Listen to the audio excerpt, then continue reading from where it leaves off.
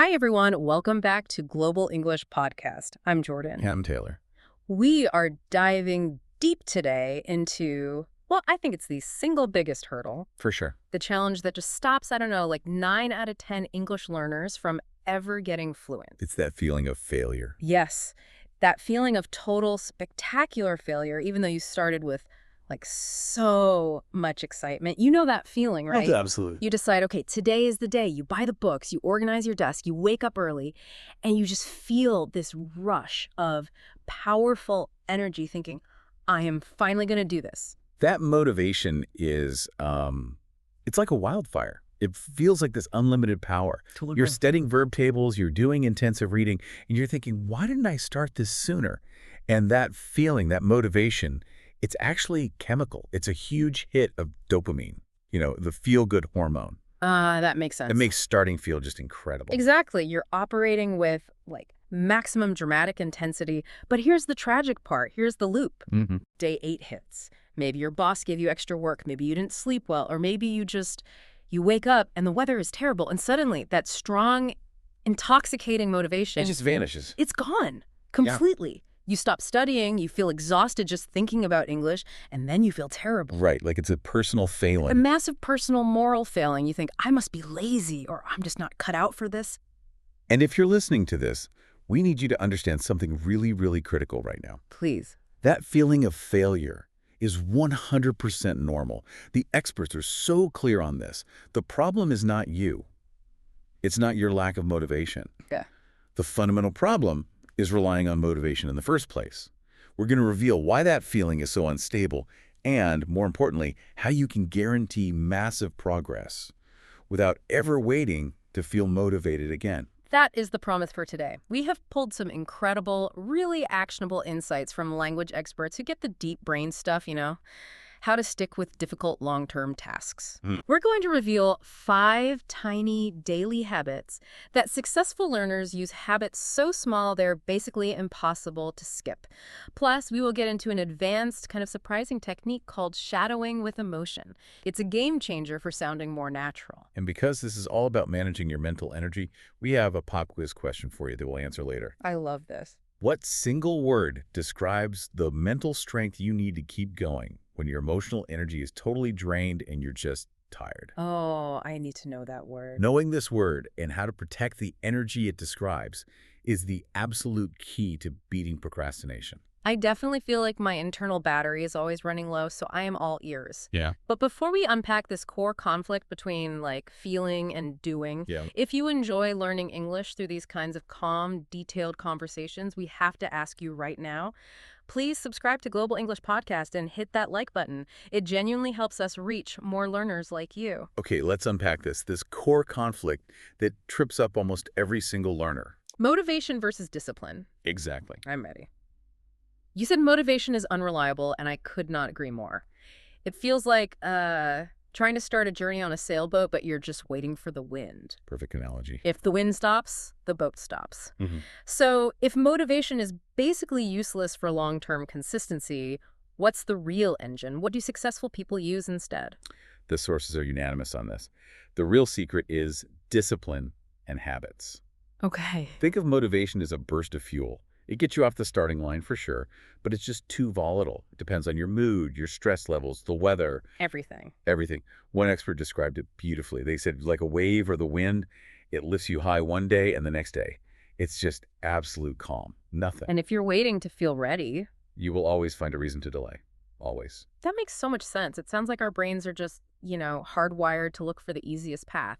If studying feels hard in that moment, the brain just goes, let's wait. We'll do it when we feel good and energized. Precisely. That waiting to feel good is the trap. And this is where discipline comes in. Right. Discipline is not a feeling. This is so important. It's a choice. A choice. It's the conscious decision to do what you said you would do, even when your body and your emotional brain are just screaming, stop, relax, watch a video. Yeah.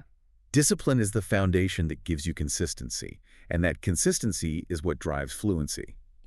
I really appreciate that framing. Discipline as a choice. It makes it sound proactive, not like punishment. Exactly. It's like self-respect. I respect my goal enough to keep the small promise I made to myself, but Doesn't that require huge mental Yeah. strength? Won't I burn out? That's the classic misconception. Yeah. And it brings us to why the intensity of your initial motivation is often the path to failure. How so? The mistake that leads to burnout is starting too big. You feel that surge of dopamine on day one, and you commit to studying for an hour every single day. I have done that so many times. We all have. That sudden jump in required effort is completely unsustainable. Oh, I totally tried that with jogging. I ran for 30 minutes on Monday, felt pain for 3 days, and then I quit forever. What's the solution then? How do we prevent that burnout cycle? The key is the start small principle. You have to make the habit so small, Oh, so laughably insignificant. laughably. Yes, so small that your emotional brain literally cannot create enough resistance to stop you. Instead of an hour a day, you start with just 5 minutes of English a day.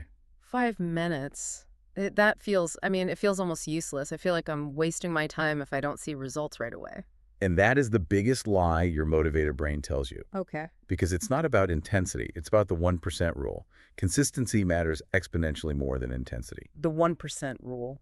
Think of it this way. Getting 1% better every day for a year means you end the year 37 times better than when you started. Wow. But if you try to get 100% better on Monday and then you quit for the rest of the week, Okay. you get nowhere. So the goal isn't immediate fluency, it's building an unbreakable rhythm. Building the rhythm of discipline is the only thing that actually moves the train. Exactly. And to make discipline automatic, we need to understand the habit loop. The habit loop. This is how our brain automates actions, so they stop requiring so much willpower. It's a simple 3-step model. Cue, routine, and reward. QRR. Okay, break that down for me. How do I use this loop to my advantage? So the cue is the trigger. It's the signal that tells your brain, start this routine now. For instance, finishing dinner. That's a cue. Yeah. The routine is the action you take, maybe checking social media. And the reward is the feeling you get afterward, maybe temporary relaxation or connection. So the cue triggers the routine, and the reward reinforces that whole loop, making my brain want to do it again next time it sees the cue. Precisely. And the powerful insight here for language learning is that to change a bad habit, you don't need to fight the cue or the reward. Really? You just need to change the routine. So if your cue is finish dinner and your reward is feeling productive, instead of starting the routine of cleaning the kitchen, you can swap that routine for 5 minutes of English shadowing. Ah, you hijack the pre-existing loop? You hijack it. You make discipline easier by shaping your routines rather than constantly fighting yourself. So it's not about trying harder, it's about making the small, positive action the path of least resistance. That makes so much psychological sense. Okay, now that we get the psychology behind being consistent, let's deep dive into the specific language we use to talk about it. I love this. Let's pause and really focus on the vocabulary. Right, because we hear these words all the time. All the time. Okay, wait. That word you used just a minute ago, consistency. I hear it constantly when people talk about success. Business, language, fitness, you need consistency. But what does it actually mean, in plain English for a learner? That's a great question. In plain English, consistency means doing something regularly, again and again, without stopping or changing the pattern. Okay. It's the quality of being steady and reliable. It's the absolute opposite of being sporadic or unpredictable. Think of a clock ticking. That rhythm is consistency. That's a crystal clear definition. Okay, I need to hear it in action. Give me those 3 distinct examples so I can really get the feel for the word. All right, listen closely to these 3. Number 1, a formal one. Daily practice is crucial, but consistency over many months is what truly leads to fluency. Okay, that makes sense. Number 2, more casual. She learns English so fast because she's so consistent. She never misses her morning 10 minutes, rain or shine. That's the goal right there. And number 3, a funny one. My attempt to eat healthy failed due to a lack of consistency. I ate a salad once, then ordered pizza for a week. The pizza example gets me every time, but it works. I get it now. Okay, let's practice this. We need to do a short skit, like demonstrating how to plan for this in a real conversation. I'm ready. You be the learner talking to me, your study partner, about your reading goals. Okay. So I've decided I need to read the entire Harry Potter series in English this year. That means reading for at least 2 hours every single day. Whoa, hold on. That's massive intensity, not consistency. But I'm motivated. You're planning to sprint a marathon, and you are going to crash. To succeed, we have to make a plan that prioritizes consistency.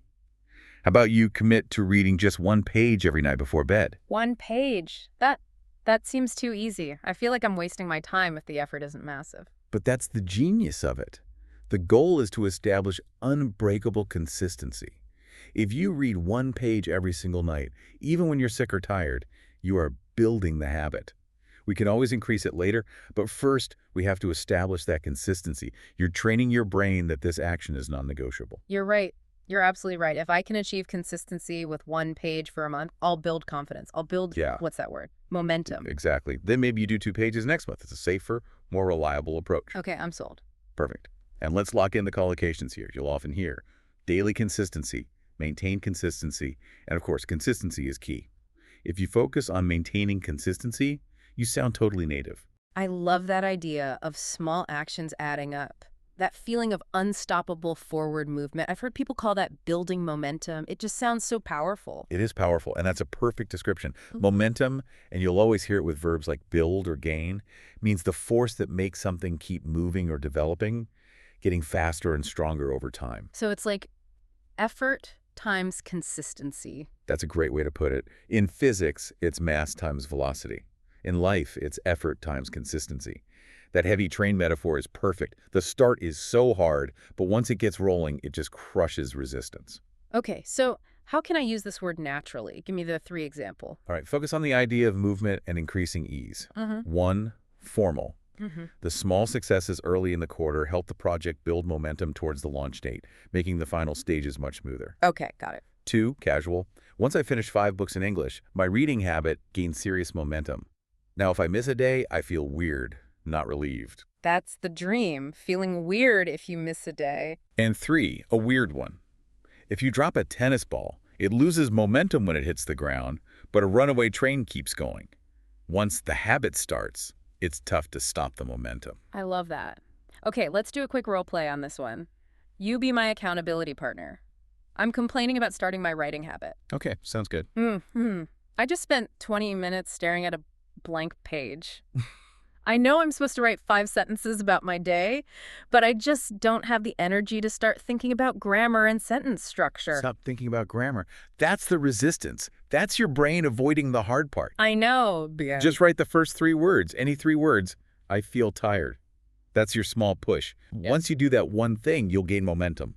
I promise, after 1 minute, your brain will already be engaged, and it'll be easier to keep going than it is to stop. You're right. It's that initial resistance. Once I have a little momentum, it just carries me forward. Precisely. And the collocations here are great. Gain momentum, build momentum, keep the momentum going, and on the other side, lose momentum. Okay, so now that we get why discipline works, it builds consistency and momentum, let's get super practical. I need specific things I can do today that are small enough to actually work. Absolutely. We have 5 super simple habits that focus on integration, not intensity. And you don't need to do them all. Just pick one that feels easiest and commit to that 5-minute rule. Okay, I'm ready. Habit 1. Listen to English every single day. This is the easiest start. Why is this one the easiest? And why does it work even if I'm not, actively focusing? The goal here is just exposure. Let the sounds enter your ears. Let your brain get used to the rhythm, the melody, the cadence of English, like it's background music. So I'm just marinating my brain in the sounds. Exactly. Your subconscious mind is processing the prosody, the music of the language, even when you're not consciously translating. And when's the best time to do this? You stack it with an existing habit. When your hands are busy, your ears can be learning. While brushing your teeth, making breakfast, walking the dog. 5 minutes. Every day. Okay, doable. What's next? Habit 2. Shadowing. Repeat what you hear. This is absolutely foundational for fluency. I've heard of this, but I always felt like I had to be perfectly in sync with the speaker, and it just got frustrating. That's the common mistake. Yeah. It's not about being perfectly synchronized. It's more like being a voice mirror. A voice mirror. You listen to a short chunk of speech, a sentence or 2, and then you say it out loud right after, copying not just the words, but the rhythm, the melody, and this is key, the emotion. Why the emotion? That sounds like it would make me feel silly. This is where the advanced technique, emotional shadowing, comes in. And it's vital. If you only copy the words, you sound like a robot. But so much meaning in English is communicated through pitch, stress, and intonation. Can you give me an example? How does the tone change the meaning? Sure. Think about the phrase, "Oh, really?" If you say it with a rising, bright pitch, "Oh, really?" it means genuine surprise. Right. That's amazing news. But if you say it with a flat downward tone, oh, really? It means you're skeptical or sarcastic. Are you sure about that? I see. Emotional shadowing forces you to focus on that crucial layer of linguistic music. It builds pronunciation, fluency, and confidence so much faster. And what if I'm, like, on the bus? Whisper. Volume is not the goal. Training your mouth and your ear is the goal. Okay, habit 3. Habit 3. Write something every day. A personal connection. Not grammar exercises, right? Because that's where my discipline dies. Absolutely not grammar exercises. The focus has to be on your actual life, your thoughts, your feelings. The goal is to start thinking in English. How short can this be to still be effective? 3 to 5 sentences, maximum. For example, today I woke up late, the cat was singing, I was tired, so I had cereal. You're using everyday vocabulary and linking the language to your actual life. It makes it feel like a useful tool. Okay, habit 4. Habit 4. Review words before sleeping. This is the neuroscience advantage. This is about timing. What's the science? The method is simple. Review just 3 to 5 words or phrases you learned that day. Not 20, just a tiny amount. The why is about memory consolidation. When you sleep, your brain organizes and stores information. So it's moving stuff from short-term to long-term memory. Exactly. Reviewing right before sleep gives those words an immediate priority pass into deep memory storage. You're telling your brain, hey, focus on these tonight. I love that. It's so efficient. Okay, last one. Habit 5. Talk to yourself in English, making English real. This one feels strange. It feels awkward, but I hear it works wonders. It feels awkward, but it's one of the fastest ways to force fluency. You just narrate your life and thoughts, aloud or silently, describe what you're doing, what you're thinking. Okay, let's run an example. We're making coffee. How would that sound? I'll start silently in my head, or maybe whispering, okay, I'm walking into the kitchen now, I need some coffee. So sleepy. First, open the cupboard. Where are the coffee grounds? Ah, there they are. And I'd continue. Now I need water for the kettle. I hope it boils quickly. I should check my phone while I wait. But no, I promised myself I'd be disciplined. Okay. Waiting patiently. Ah, it's whistling. Time to pour. See how seamless that felt? The reason it works is crucial. English stops being a school subject and starts being a tool for your real world. It becomes a safe space to make mistakes, and you get instantly better at forming spontaneous sentences. Those 5 steps are perfect. They're all micro actions that build that consistency and momentum. Okay, let's zoom back in on the vocabulary. We have to talk about the enemy of consistency. The biggest emotional roadblock. Procrastination. Okay, so it's when you know you should study, but suddenly cleaning your entire house feels like a matter of life or death. What is the real psychological definition of procrastinate? So to procrastinate means you delay or postpone something important again and again, even when you know there will be negative consequences. And it's critical to understand that it's usually an emotional reaction. It's a fight between the logical part of your brain and the emotional part that's trying to avoid immediate negative feelings. That helps me feel less guilty. I always thought I was just lazy. But is it true that some people are just lazy? How do you separate emotional avoidance from, just lack of effort? That is a brilliant question. Clinical laziness is extremely rare.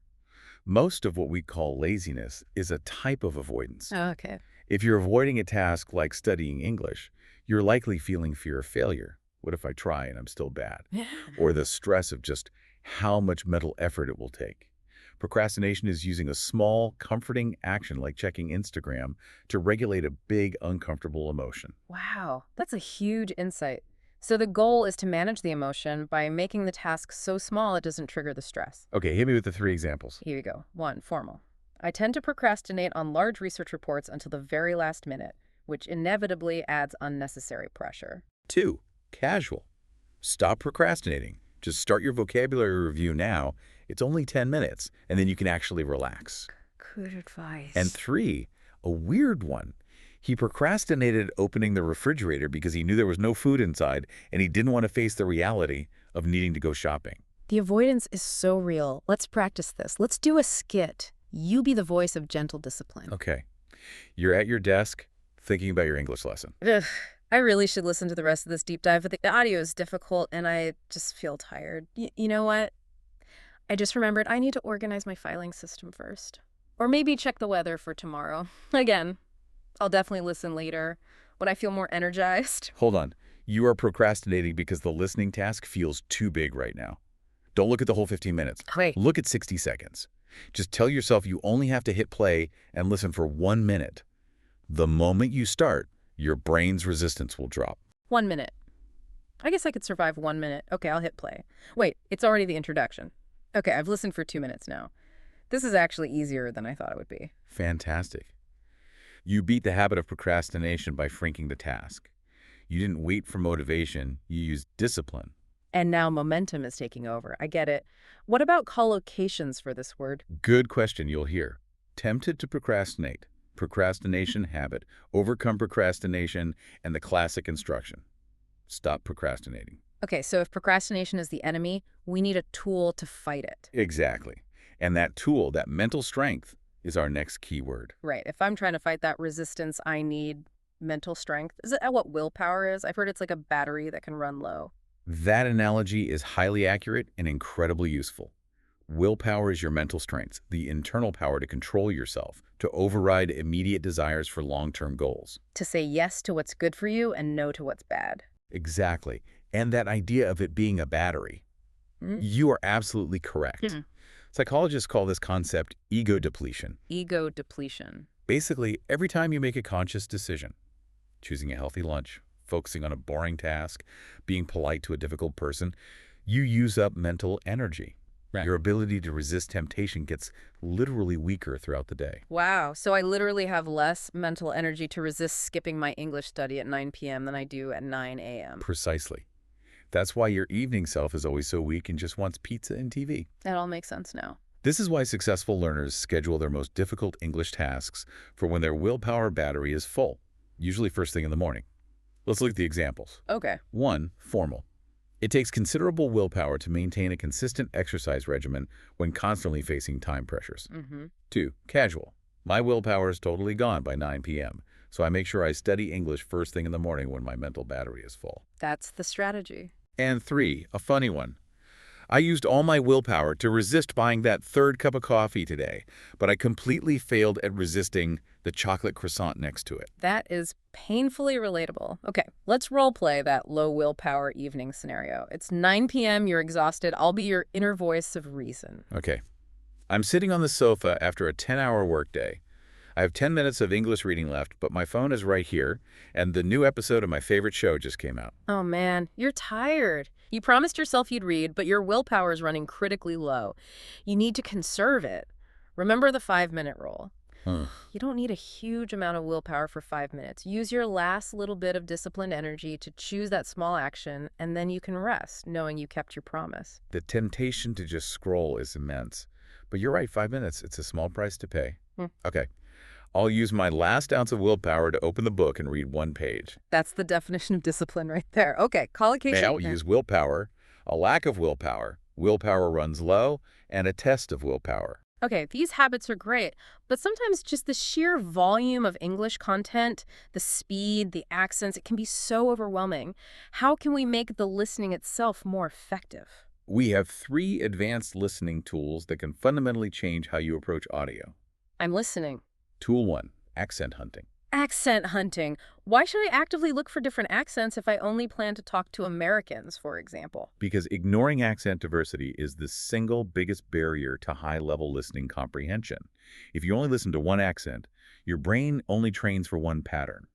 You will panic in the real world when you meet someone from Scotland or India or Australia. It's like training for a boxing match against only one type of punch. Exactly.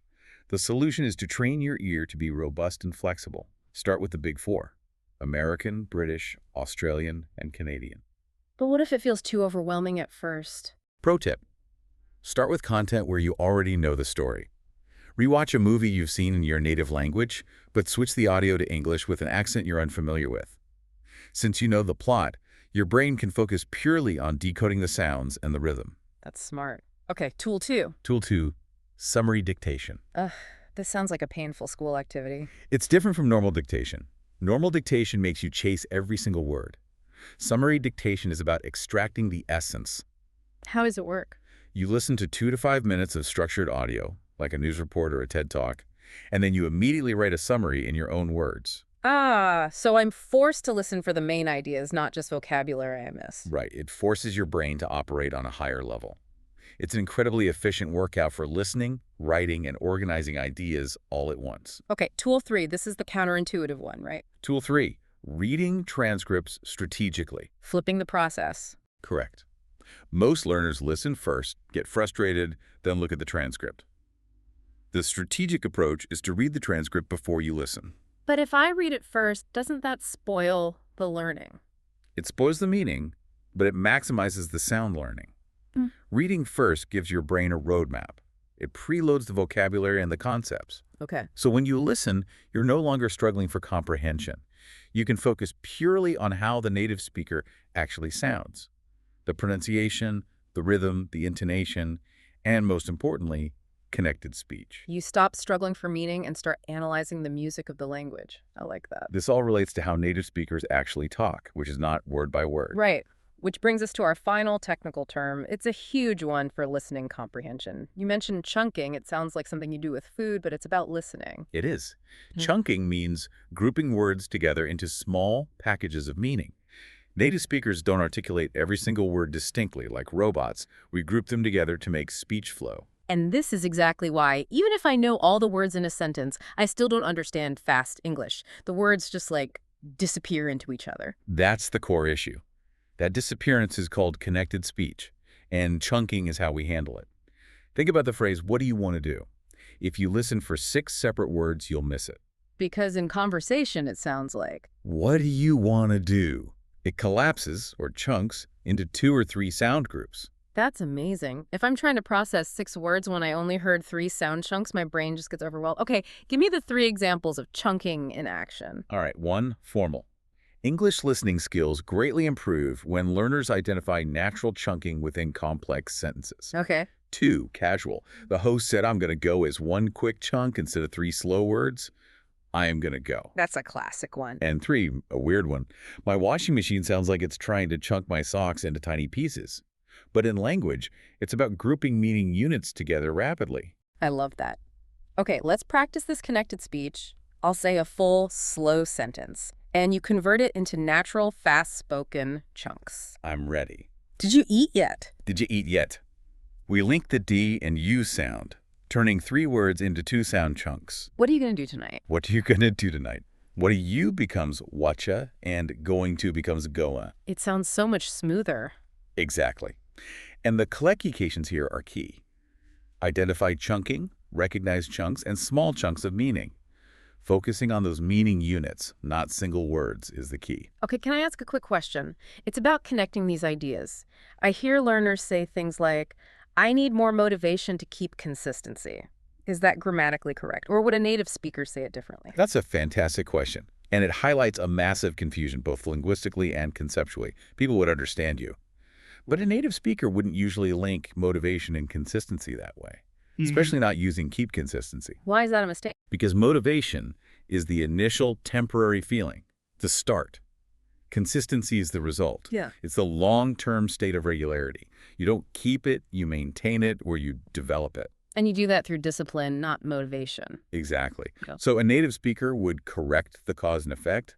They'd say something like, I need more discipline to maintain consistency, or motivation got me started, but consistency keeps me going. So discipline is the action, and consistency is the long-term status.